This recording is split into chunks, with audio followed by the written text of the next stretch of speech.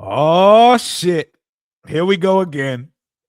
Per Jordan Schultz, who I call Mr. Starbucks, man, there is meddling, there is turmoil, and there are a lot of familiar tropes and storylines taking place in Washington that we were familiar with from our past tenure of guys. Is this all a big nothing burger, or are the leaky faucets back in Ashburn? We went from a leak-free environment to the goddamn levees breaking, and somebody is singing like Stevie Wonder about what's taking place in the building. Is this a scorned Cliff Kingsbury's agent defending his client? Or is there some truth in this? I think there's definitely some truth in all of it. Let's talk about it.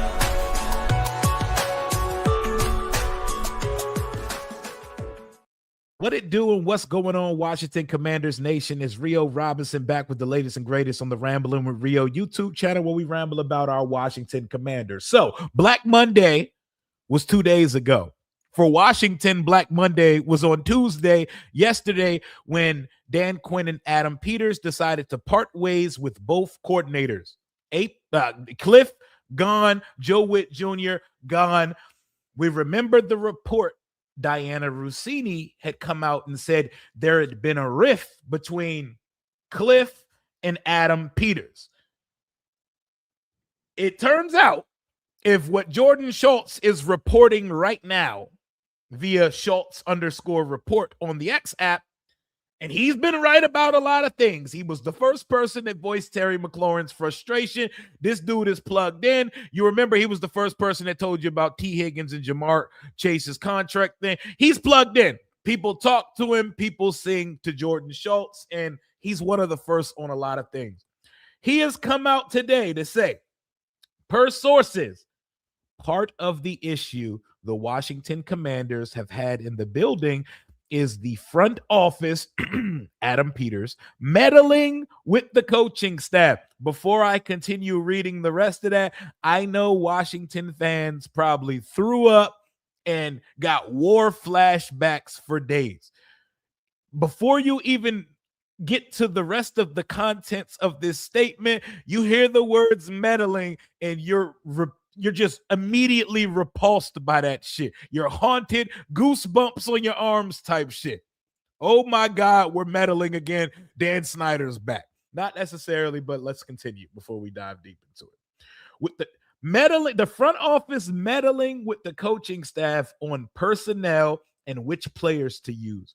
An ongoing problem dating back to 2024 when they were having success. So even in the honeymoon stage of us overachieving and getting and grinding our way to the NFC Championship, these issues were already there. Issues are a lot more tenable when success is happening. When we're moving toward a goal and we're almost there, you can deal with nonsense. But when shit goes south, that's when everything starts to stand out. Everything gets under a microscope. Everything is highlighted.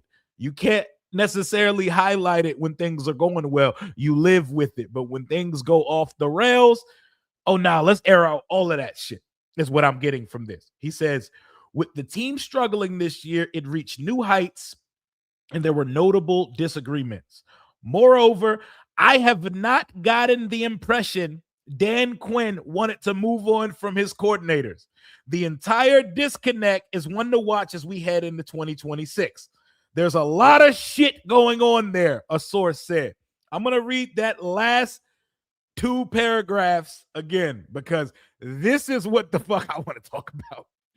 I have not gotten the impressions Dan Quinn wanted to move on from his coordinators, not just one. Meaning Dan Quinn, he's saying, wanted to keep Joe Witt and Cliff Kingsbury in their position. The entire disconnect is one to watch as we head into 2026. So here's me from my fan view where I stand on what I'm reading here. To me, it sounds like Adam Peters is saying, play the fucking kids that I drafted and stop playing all these old niggas. I want to know what Ben Sinnott can do. The fuck are we throwing it to Zach Ertz and John Bates so much? I want him on the field. I want Jalen Lane on the field. Stop putting Chris Rodriguez and Jeremy McNichols on the field when Bill Krosky-Merritt leads all rookies in rushing touchdown. Put my kids on the field. Why isn't Jordan McGee getting half the snaps and getting an audition role at the mic position? So I'm not trying to shoot bail for either side, but what I'm reading from this, when they say meddling, Adam Peters is probably like, yo, I want to see some of the players I drafted. So it may not just be the usage. The disconnect could be, I don't feel like the coaches are developing my players correctly. What if is it meddling if Adam Peters drafts and picks the players and he doesn't feel like the coaching staff is getting enough out of them? Players aren't progressing. So many players have regressed over these last 2 seasons and not ascended. Is it meddling if the GM is coming down and saying, guys, these guys aren't getting better and they're not getting on the field and they're not getting opportunities? So what this reads to me is that the disconnect is between Dan Quinn and Adam Peters. It isn't between Cliff Kingsbury and Adam Peters. So it looks like we might have got some things right, but I think the disconnect is with the coach and the GM. I don't know if that aligned vision is such an aligned vision. I don't know, man. This is a tricky situation. And it makes me think, is hiring new coordinators going to solve the problem here? Dan Quinn may not have necessarily done enough to be fired yet, which is probably true. But there's also truth in life that sometimes in certain things, you know the signs, you're reading the tea leaves, and you know what the inevitable result is. There are some things in life you have to have the foresight and the vision to pull the plug on before it's seen into completion. I'm not saying they need to fire Dan Quinn right now, but I'm also not saying it. I'm saying if you feel like starting over from both coordinators, because this is what it feels like to me. When you fire the offensive and the defensive coordinator, it feels like when a married couple who know damn well they not going to make it, they go to marriage counseling. It's one last ditch Hail Mary effort to save an unsalvageable marriage. And at that point, you either stand for the kids or it's over with. But you know the writing's on the wall. You know the writing's on the wall. Let's hire a new offensive and defensive coordinator. That's the same thing as let's go to marriage counseling when y'all know y'all got unfixable and y'all ain't reconciling shit. But let's pay this therapist thousands of dollars to tell us y'all not gonna make it. Sometimes you gotta just listen to your gut and say, hey, maybe we should just start over right now. Not saying that's what we should do, but same type beat. We're bringing in a new offensive and defensive coordinator. What's really going to change that drastically bringing in new coordinators this year? Tough conversations have to be had. I'm not calling for Dan Quinn's head. I'm just saying,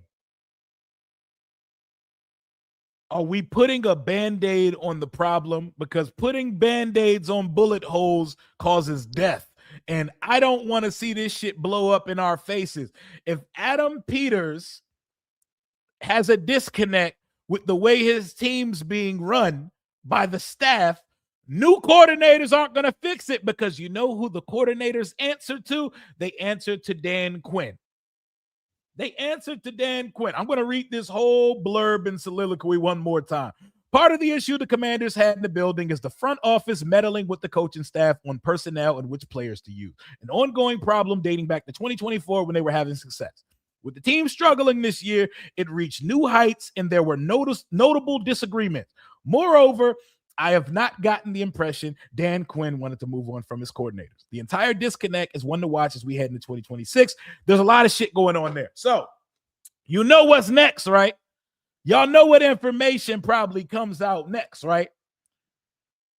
It's going to be about the should we shut down versus should we not shut down Jaden? Y'all really want to see a mess? Y'all really want to see some Dan Snyder era tension and turmoil in DC? Wait till we hear that there was a fucking tug of war power struggle of should we play Jaden again versus should we not play Jaden again? Because I feel like a lot of this is tiptoeing around that. I feel like there's a landmine in here about this that they're not trying to get to. Wait till the next report that comes out is so-and-so thought Jaden should not play again this year and called for him to not be played. And they decided to play Jaden anyway, and he re-aggravated his injury. Wait till that shit comes out. If that happens, if that part of the conversation is the next thing to get aired out, that's when real uncomfortable conversations about Dan Quinn start. This is messy. This is like the messiest way to come into this offseason because when leaky faucets start happening again, you make your destination unattractive. We're trying to lure in top-level talent to come coach Jaden Daniels in his defense here in DC. This isn't the type of banter and rhetoric you want to hear about the team you're interviewing for. Ultimately, someone who wants a job, they're going to take a job anyway. They're not too concerned with that. But this is not the type of shit you want coming out about your team and your culture, because all we hear about is all this culture, brotherhood bullshit. And if all of this is true, they're projecting a culture and a brotherhood and a tight-knitness that does not truly exist. And that is why the leader of men coach is a dated thing to me. It's certain guys it works for, but you want to bring in a coach that gives you a competitive advantage. I seen someone under this post say, AP, just do the thing. Just bring in the guy that you want and fire Dan Quinn. That's also not an option because the guys that we want was Ben Johnson. That was the guy that we wanted. He's in the playoffs this weekend. He's not available anymore. Obviously, he's not the only of his kind that exists in the world, but there's no Ben Johnson available right now. But I think about all of these reports that are coming out, I don't think it's all true or all lies. The truth falls somewhere in between all of that. I don't believe that there's a toxic culture in the building. I also don't believe that we have this great culture. I think it's still building. And there is definitely some disconnect somewhere. We as fans see it. As fans, we call out this shit on Sunday each week. In a lost season, you can't go out and start Ben Sinnott and target him weekly. You can't give Jordan McGee real reps because Bobby Wagner's 200 years old. There were players playing that we did not need to see anymore. We need to see what these draft picks are about. So, is that meddling if the GM wants development and playing time for the players that he selected, especially in a season that was lost? But the real kicker here, this is how I know that there is some realness to what's being said here. It's not all bullshit or conjecture. He said it was happening during the winning season too. So they didn't just point to all this stuff popping up out of the blue in 2025. The shit was happening in 2024 too. But when you're winning, it's under the rug. It's kind of like how Bill Belichick and Tom Brady hated each other. They were at each other's necks for all them years.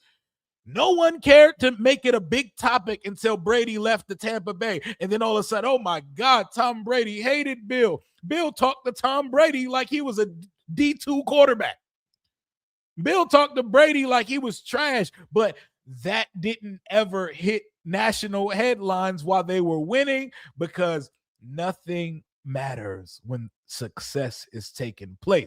But things like this It gets pocketed. It gets put away to be revealed at a time when things are vulnerable, when people find chinks in your armor. Look at Washington right now, going into year 3 with Jaden Daniels, Adam Peters, and Dan Quinn. We don't have an OC or a DC. This isn't normal. Yes, there are teams that change their coordinators on a regular basis, on a subjective basis, like the Philadelphia Eagles, who usually lose their coordinators to getting head coaching jobs or promotions. Then there's Deshaun Desai's that they fire and stuff like that. They're definitely firing Kevin Patullo at the end of this season, but it's not normal to be in year 3 of a rebuild, recalibration, whatever the hell you'd like to call it. It's that. It's not normal in year 3 for a head coach to move on from both his coordinators. So the part of this sentence that says Dan Quinn really wasn't trying to fire Witt or Cliff Kingsbury, that's the interesting part for me. That's the most interesting part of all of this. So based on all that you read, what concerns you the most? Is it the fact that they said Adam Peters in the front office are meddling with personnel? Is it that Cliff thought both coordinators should be brought back? Is it that these problems existed last year as well? The one conclusion that I get from surmising all of this is that there's a world where our ceiling is capped and we just don't have the right head coach yet. You can't tell me that you're still 100% sure that we picked the right guy when both of the people that he hired to be our coordinators are already gone after 2 years. One great year, one bad year, they're gone. How is he not the problem at that point? How's the head coach not the problem at that point? When it comes to hiring a veteran, older coach, maybe pick one that's been there before. I don't mean been there just to be there, who won it all before, because I like a younger guy. I know everybody right now, everybody and their mamas is fiended up for John Harbaugh right now. I'm not about to do no disrespecting to John Harbaugh. At 64 years old, that man just had a legendary run. The Ravens were in contention for the last 17 years, and they won a Super Bowl. But word on the street is the game has passed him a little bit. He don't got the same fire. He don't attack success like he did earlier in his career. But if you're going to take a chance at a veteran coach, you go get someone who's had everlasting success in this league, who you know for sure builds a good staff and for sure keeps a team upright to contend on a yearly basis like John Harbaugh. That's not my choice if I was available right now to get a coach. I mean, I would get it. I would definitely get it. He's definitely the best coach on the market right now. But there's definitely levels to that style of coach. John Harbaugh's in a different class as Dan Quinn when it comes to that sort of thing. But Dan Quinn was the fallback option. Dan Quinn was the female that we saw when we walked in the club. We ain't say nothing to her. She one of the last ones left in the club. We left with her. What we wanted already left the bar. They curved us. The baddest chick in the building told us, "I'm good, love. Enjoy. Thank you for your consideration. I'm going to stay where I'm at right now. The person that we went all in for told us no. I think we probably were interested in Mike McDonald too, but we spent too long in the coaching process on other people. So the younger guys became not an option. So we had to pivot to Dan Quinn, Raheem Morris, and Anthony Weaver, who's an up-and-coming guy as well, who may get a crack. He may be one of the people interviewing for the Ravens job at some point. But my thing was, Dan Quinn was a safe option. Dan Quinn is the perfect type of person to rebound from when you just got out of a bad relationship. You know, it's like the girl who's been with the bad boys, been with the playboys her whole life. She just wants something safe.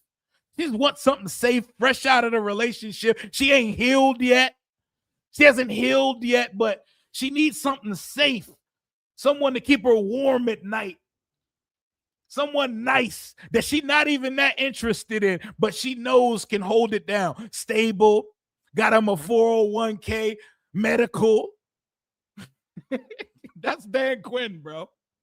Dan Quinn was safe, man. He was the safe option, man. Safe. You know you're going, you know what I'm saying? You could do a lot worse than this person. We're also neglecting and avoiding and running away from the fact that you could do a lot better than this person as well, but it's a safe hire. And your ceiling always comes with a cap on it when it comes with Dan Quinn. But Dan Quinn is a fine delegator, leader of men. It's just not, you know, like I know in life, comparison is the thief of joy, and social media and the way that the world is now, you see all these options that you think are options that are better than what you have. The choice in the matter was, y'all saw that picture of Dan Quinn at Dulles Airport. He was not the first choice here. And word on the street was he might not have been the second one. But I like Dan Quinn. I like Dan Quinn. I don't love Dan Quinn. I like Dan Quinn.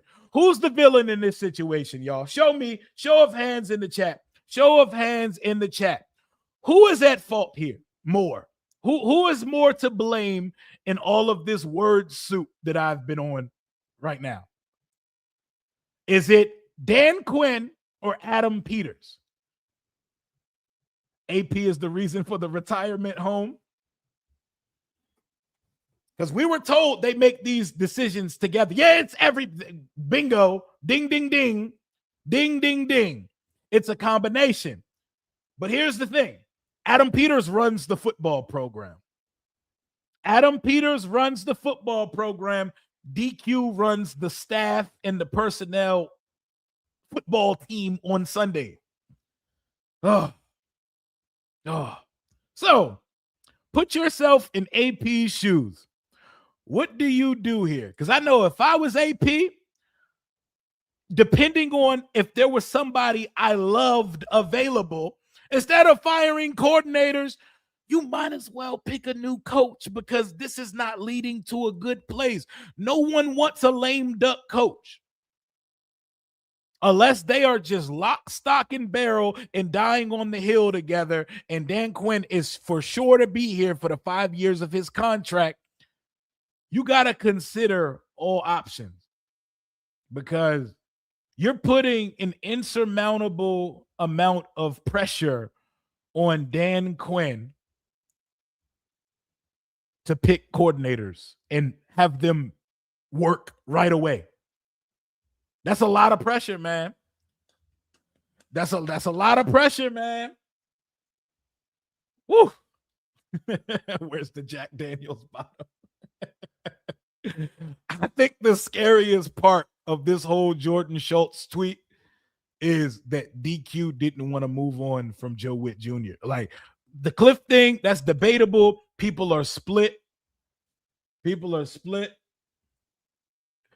First of all, nigga, spell the word hypocrite right if you're going to call me that, because I don't know what the fuck a hypocrite is, nigga. That sounds like some shit from a Roald Dahl book from the BFG or the Willy Wonka and the Chocolate Factory or some shit. If you're going to call me, if you're going to insult me with correct grammar.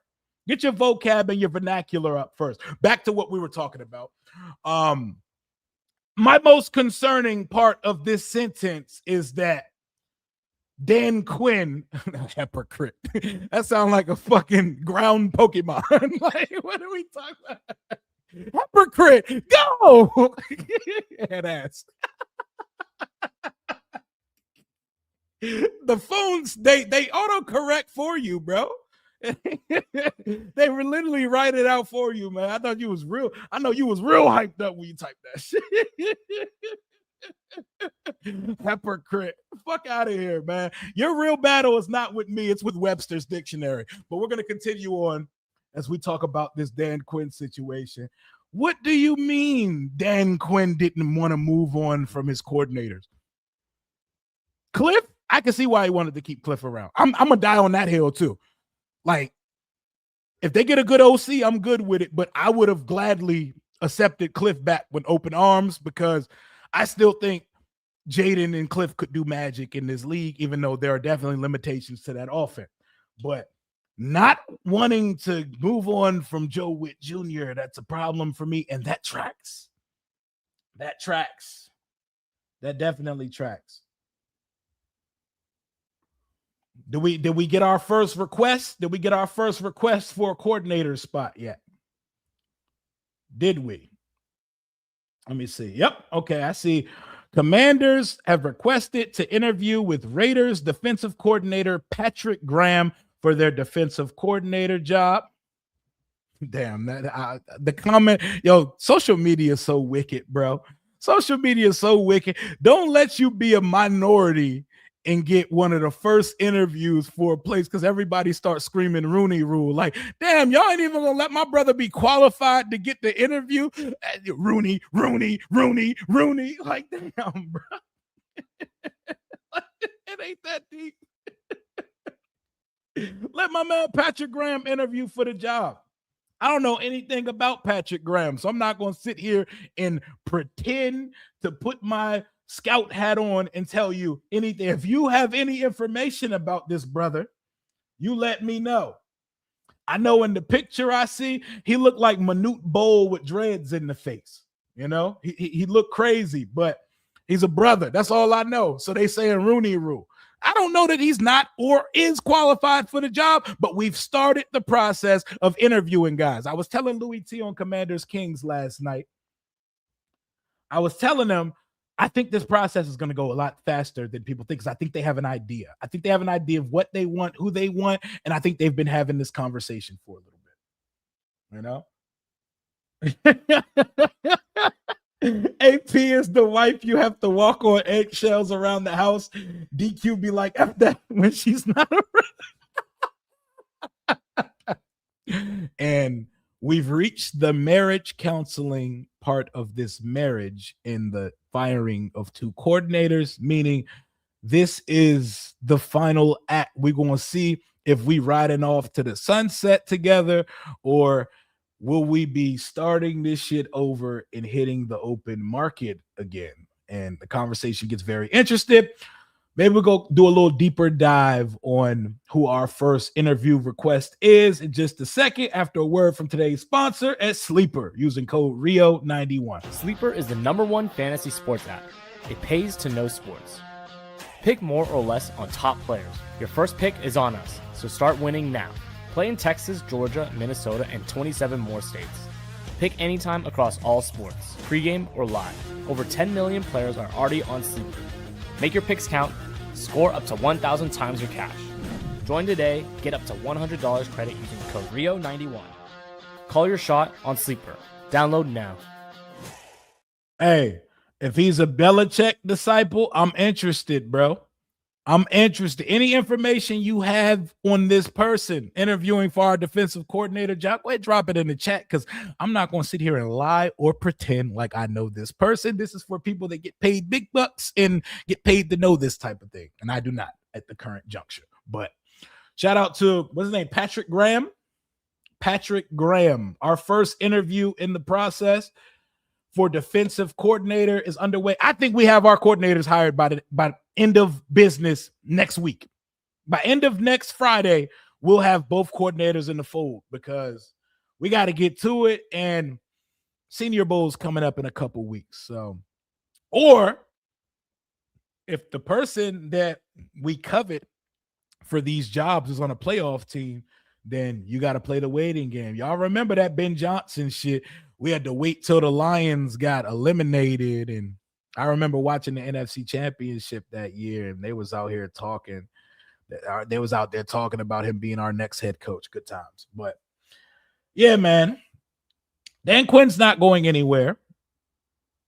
We need 2 new coordinators, and apparently, okay, now when you say Patrick Graham is cheeks, tell me why.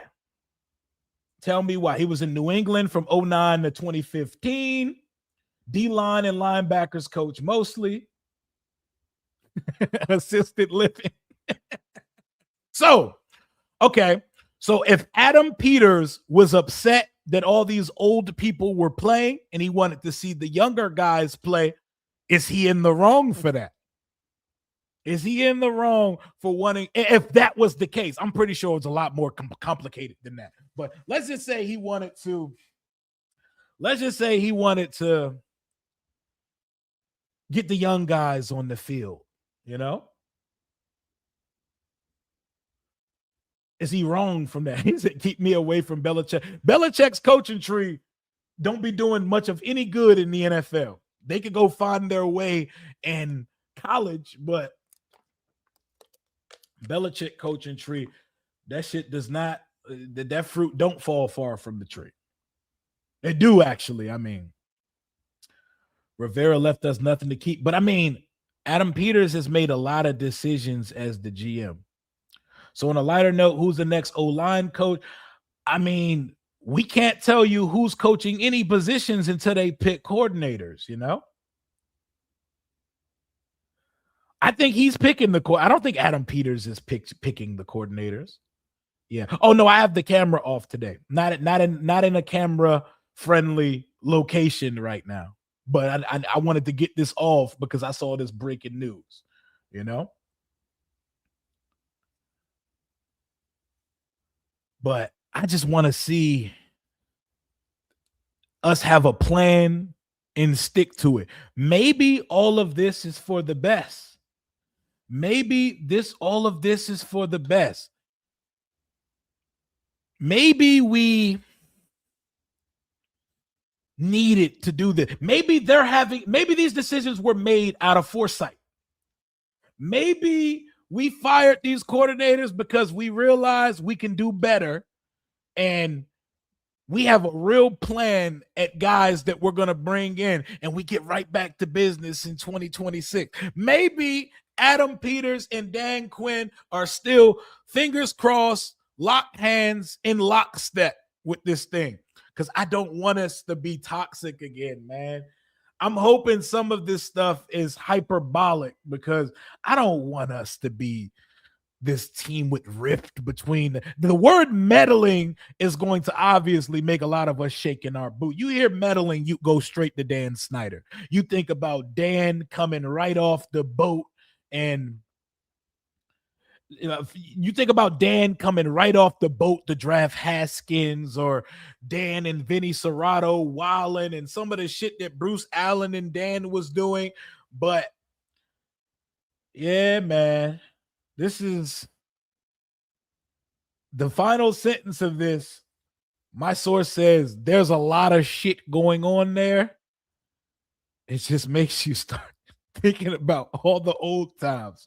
And when I say all the old times, it's not the good times at all.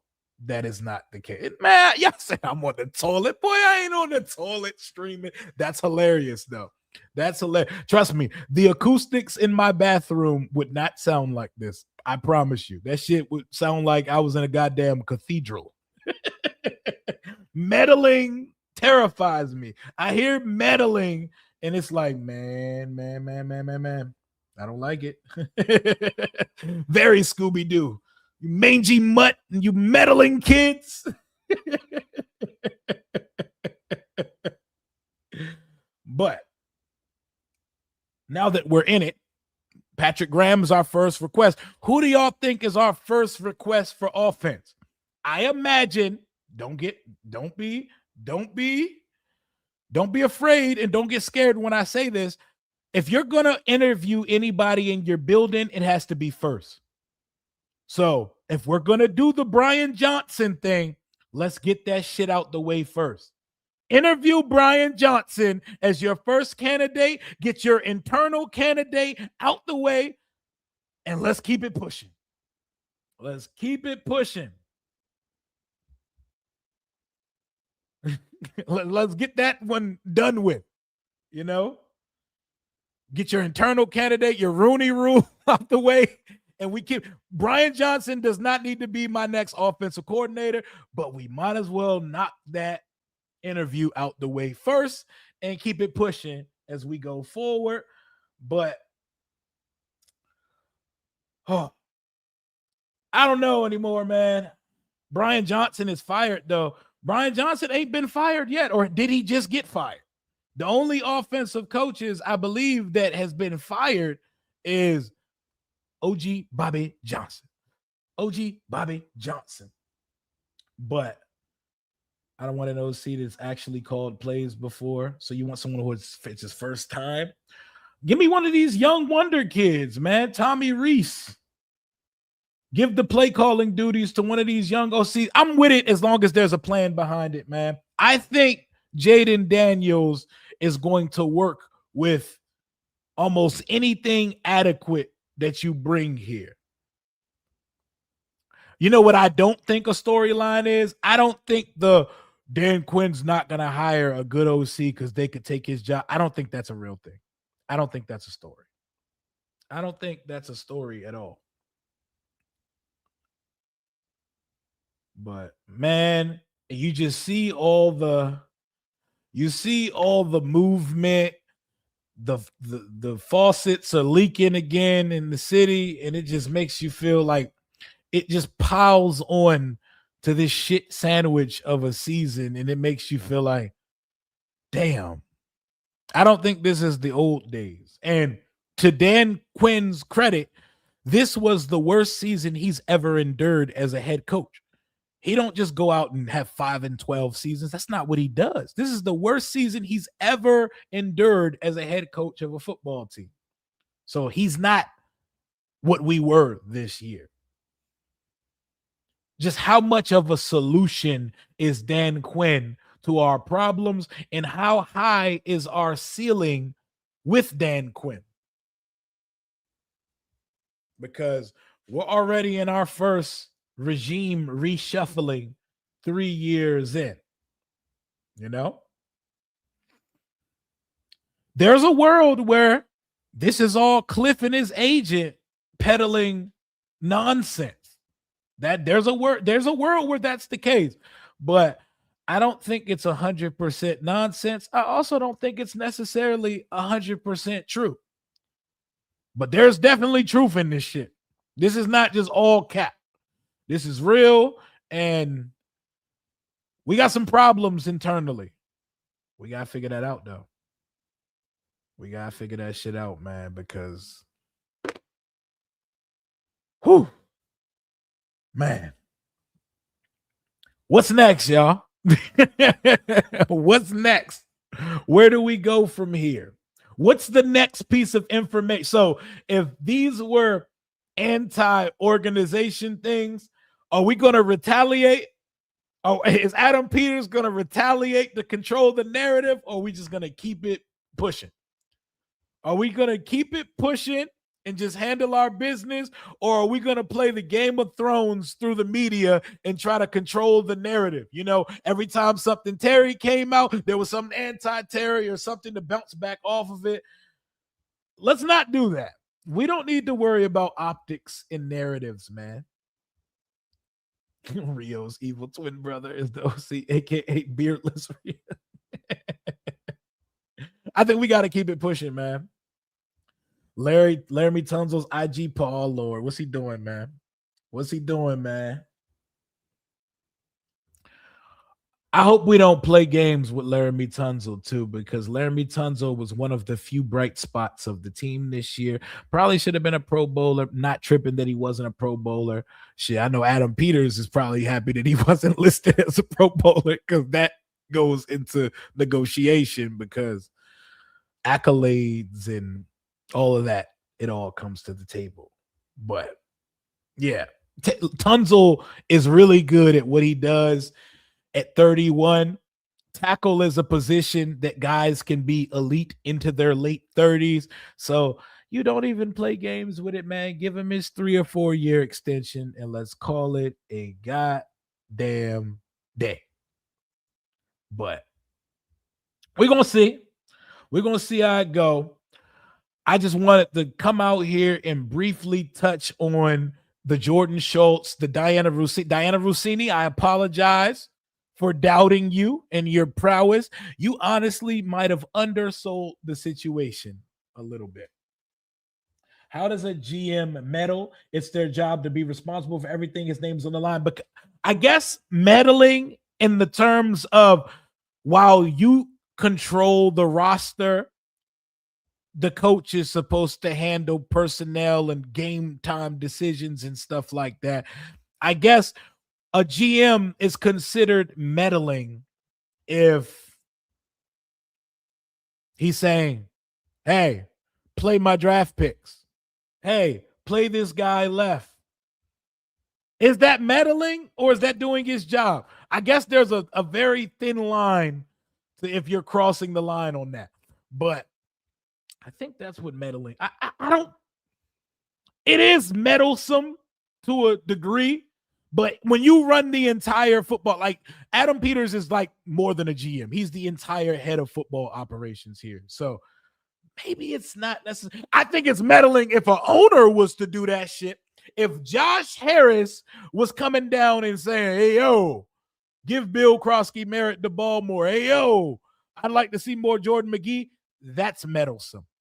The nigga that's in charge of running football, not meddlesome. That's a part of his job description. And if you say we are a aligned division type of thing, then that should be collaborative. Yep. Real.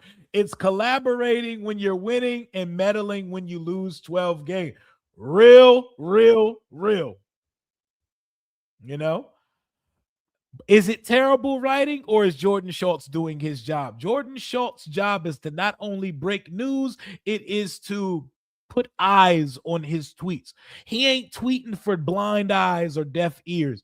He's tweeting because he wants what he's being fed things from sources and agents to posture and to start narratives. So, I mean, it's genius writing. You know what word you can use to ignite a whole fan base? Meddling, because that's what we dealt with for 25 years plus. So if you want to get a fan base rowdy, you want to start and drive a conversation, throw in a buzzword like meddling and job completed. Job completed, man. You might be right. You might be right, man. You might be right.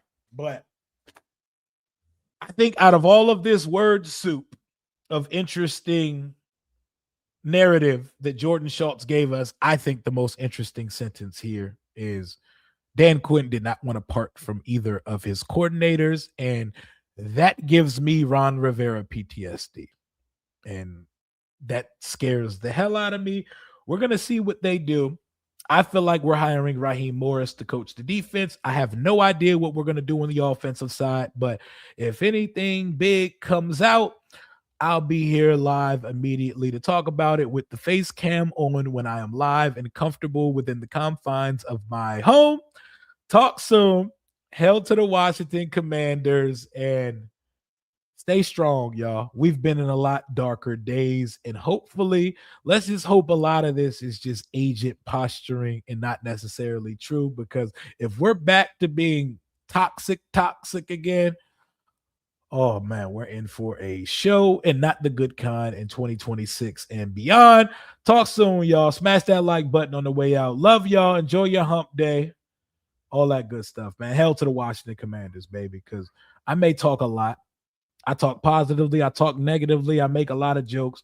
Me, like many of you, we love this dumbass team, regardless of whatever they do. We here, we've rode by them, and we sticking it out for greater pastures that await us one day. Fingers crossed, we're back in 2026. Talk soon. I've been looking to find the best deal on Washington Commanders tickets for the 2025 season. which is why I want to give the sponsor of today's video, Seatgeek, a huge shout out. With over 28 million downloads, Seatgeek is the #1 rated ticketing app. There are more than 70,000 events listed on SeatGeek, including concerts, sporting events, festivals, and more. The NFL is right around the corner, and MLB is in full swing. I love using SeatGeek. Recently used it, lock in my training camp tickets. Most notably, I was at the Grand National Tour with my son, Kendrick Lamar, and SZA at Northwest Stadium. SeatGeek has your back. Each ticket is rated on a scale of 1 through 10, so you know you're getting a good deal. So look for the green dots. Green means good, red means bad, plus every ticket is backed by their buyer guarantee. And you know I had to come through for y'all using promo code RIO10 for 10% off your next set of tickets at SeatGeek. That's 10% off any tickets with promo code RIO10. Make sure you click the